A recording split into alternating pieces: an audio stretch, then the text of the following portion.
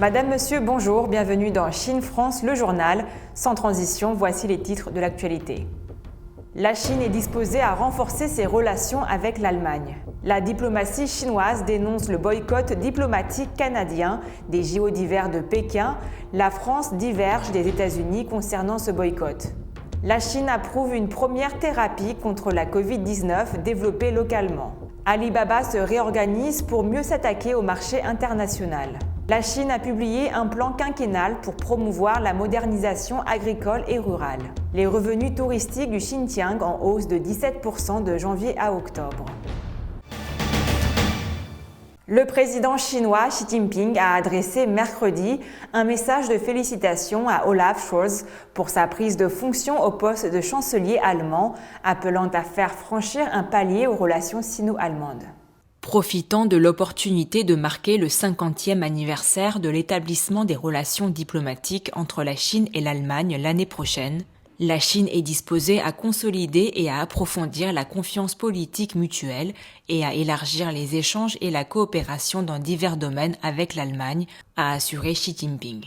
La Chine et l'Allemagne sont des partenaires stratégiques sur tous les plans, a-t-il indiqué, ajoutant qu'au fil des années, les deux pays avaient adhéré au respect mutuel, cherché un terrain d'entente en mettant de côté les différences et poursuivi une coopération mutuellement bénéfique, ce qui a débouché sur des résultats bénéficiant aux deux pays, à leur peuple et au monde. Dans le contexte imbriqué de la pandémie mondiale et des grands changements jamais vus depuis un siècle, la Chine et l'Allemagne ont renforcé la communication et la coopération, soutenu conjointement la lutte mondiale contre la Covid-19 et promu la reprise économique, faisant preuve de leur sens de responsabilité en tant que grand pays, a déclaré le président chinois. Il a dit attacher une grande importance au développement des relations sino-allemandes et être prêt à travailler avec Olaf Scholz pour élever les relations bilatérales à une nouvelle étape. La Chine a condamné le boycott diplomatique des JO d'hiver de Pékin par le Canada, le qualifiant de manipulation politique. Un porte-parole de l'ambassade de Chine à Ottawa a fait savoir que le Canada avait pris parti contre les faits, la vérité et l'esprit olympique. Si certains pays ont recours au boycott diplomatique, la France n'est pas d'accord avec ce boycott. La partie chinoise accuse Ottawa de chercher à s'ingérer dans les Jeux olympiques sur la base de préjugés idéologiques, de rumeurs et de mensonges. La Chine précise qu'une telle tentative est vouée à l'échec.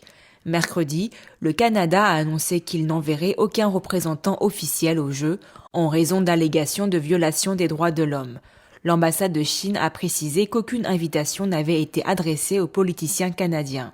Elle ajoute que la situation des droits de l'homme en Chine est à son plus haut niveau historique, rappelant que le gouvernement canadien a commis des crimes contre ses populations autochtones. L'annonce d'Ottawa fait suite à des mesures similaires des États-Unis, du Royaume-Uni et de l'Australie, mesures que la Chine a rejetées et qualifiées de posture politique et de campagne de diffamation. Le ministère chinois des Affaires étrangères a également réagi aux annonces australiennes.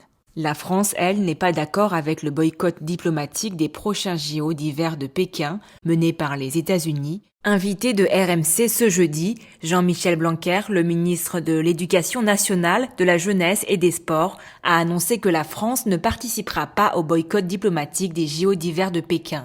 Il a confirmé que la France enverra bien des représentants diplomatiques pour les JO d'hiver en février prochain. Mais le sujet du boycott des Jeux Olympiques, c'est une autre histoire. Parce mais boycott diplomatique. Est-ce que la France va boycotter diplomatiquement ? La France ne le fait pas. Et de façon générale, ne le fera pas. Vous savez, si on doit maintenant organiser... Je voudrais que la réponse soit claire. Elle l'est. Je viens de dire. Est-ce que la France ne le fera pas. La France ne le fera pas, mais je tiens à dire que nous devons toujours être très attentifs sur le rapport entre sport et politique. C'est un rapport d'ailleurs avec ce que je disais précédemment. Oui. Le sport est un monde en soi qui doit être préserver au maximum des interférences politiques. Sinon, ça peut partir dans n'importe quelle direction. Et on finira par tuer l'ensemble des compétitions. Donc, il faut condamner les violations des droits de l'homme en Chine, parce qu'il y en a et elles doivent être condamnées. Je sais le faire, je l'ai fait d'ailleurs largement avant d'être ministre. Maintenant, il faut savoir, s'agissant des compétitions sportives, avoir l'attitude adéquate et adaptée. Cela dit, je n'irai pas à Pékin en tant que ministre des Sports. Roxana Maracineanu ira, de même Sophie Cluzel ira au titre des Jeux paralympiques, mais nous aurons des messages qui sont clairs sur le plan politique. L'heure du bilan et du changement est arrivée pour Alibaba. Le 6 décembre, le PDG du groupe, Tang Yong, a annoncé un plan de restructuration d'ampleur en réorganisant d'une part ses activités en Chine et d'autre part à l'international. Alibaba a enregistré au troisième trimestre 2021 son taux de croissance le moins élevé, entraînant une chute de 39% de ses bénéfices nets. S'il fait face au durcissement législatif en Chine, ainsi qu'à une nouvelle conjoncture économique sur le marché domestique qui semble arriver à saturation, cette restriction stratégique et audacieuse en dit long sur la situation financière de la firme fondée par le charismatique Jack Ma. La star de l'e-commerce chinoise avait l'habitude de diviser ses activités en deux catégories, à savoir les marchandises ou les prestations destinées au grand public et celles destinées aux entreprises. Pour la première fois, Alibaba met le marché international sur le même plan que le marché domestique. Daisan, l'un des 18 fondateurs et associés d'Alibaba, a été désigné comme chef du marché chinois, dont fait partie les produits phares du groupe tels que Taobao et Tmall, tandis que Tian Fan, ancien patron de Taobao, est chargé d'exploiter le marché international pour trouver un nouveau terrain de croissance. Ce dernier prend les rênes des deux plateformes d'e-commerce AliExpress, en pleine expansion en Europe, et Lazada, plus ancrée dans l'Asie du Sud-Est. Alors que la compagnie n'a cessé, depuis quelques années, d'avancer ses pions à l'étranger, le marché international ne contribue qu'à 7% de ses bénéfices, selon le site chinois d'information TMT Post. Un défi et une opportunité pour le trentenaire destiné, selon certaines sources, à devenir le prochain PDG d'Alibaba s'il réussit ce pari international. Le 8 décembre, 2 médicaments ont été approuvés pour une utilisation sur le marché par le principal régulateur chinois des médicaments, marquant une étape importante dans les efforts du pays dans la course contre la montre pour lutter contre l'épidémie de Covid-19.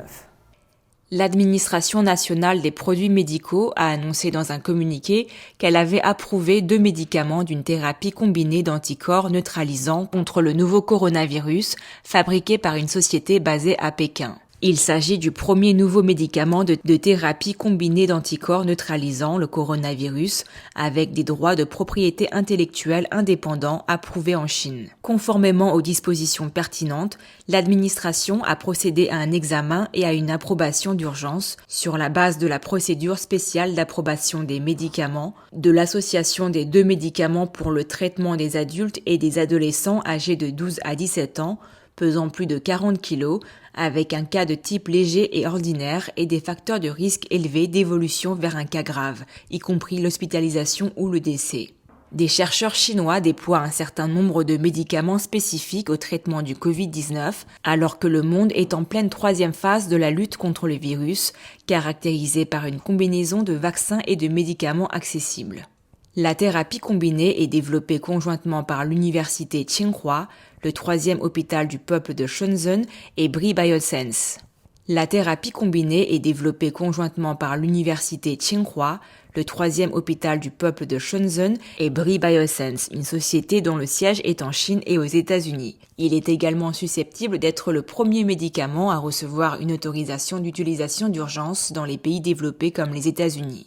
La Chine a publié un plan pour faire progresser la modernisation agricole et rurale au cours de la période du 14e plan quinquennal de 2021 à 2025, a déclaré mercredi lors d'une conférence de presse Dong Xiaogang, vice-ministre de l'Agriculture et des Affaires rurales de Chine.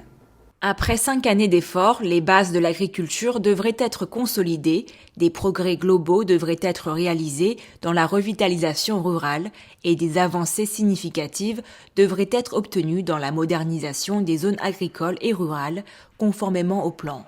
Les régions bénéficiant de meilleures conditions prendront les devants dans la réalisation de la modernisation agricole et rurale, tandis que la consolidation et l'expansion des réalisations en matière de réduction de la pauvreté seront effectivement alignés sur la revitalisation rurale dans les régions sorties de la pauvreté, indique le plan. D'ici 2035, la Chine aura accompli des progrès décisifs dans la revitalisation rurale et la modernisation de l'agriculture et des zones rurales sera globalement réalisée selon le plan. La région autonome ouïghour du Xinjiang, dans le nord-ouest de la Chine, a accueilli 170 millions de touristes entre janvier et octobre de cette année, enregistrant des revenus touristiques de 129,4 milliards de yuans, soit environ 20,4 milliards de dollars pendant cette période. Les recettes issues du tourisme ont augmenté de 16,8% en glissement annuel sur cette période, selon le département régional de la culture et du tourisme.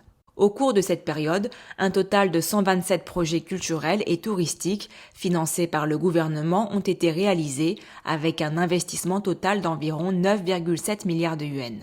L'abondance de produits touristiques de haute qualité et le développement vigoureux de nouvelles formes commerciales, telles que les séjours chez l'habitant, ont efficacement favorisé la consommation touristique, a déclaré Liu Chuen, chef adjoint du département régional de la culture et du tourisme.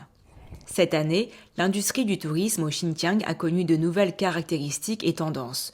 Plusieurs formules de séjour chez l'habitant sur le thème culturel, des logements offrant une vue du ciel étoilé, des sites de camping pour le tourisme en voiture, ainsi que divers spectacles touristiques et marchés du patrimoine immatériel ont gagné en popularité parmi les touristes. Afin d'enrichir le tourisme hivernal, près de 1500 activités culturelles, sportives et touristiques seront organisées au Xinjiang cette année, selon le département régional de la culture et du tourisme. La Chine travaille à rendre Internet accessible aux personnes âgées dans le cadre de ses efforts visant à construire une société sensible aux personnes âgées, a déclaré jeudi un haut responsable. Avec le soutien du ministère de l'Industrie et des Technologies de l'Information, 173 sites Internet et applications mobiles ont été reprogrammés pour que les personnes âgées puissent mieux les utiliser, a déclaré Hou Ya-chung, directeur du département de l'Industrie des produits de consommation, dépendant du ministère. Il a promis un plus grand soutien aux infrastructures de l'information du pays afin que les personnes âgées puissent profiter des avantages de l'ère d'Internet. C'est la fin de votre journal. Merci à tous de l'avoir suivi. N'oubliez pas de liker et partager la vidéo. Très belle journée ou très belle soirée à tous.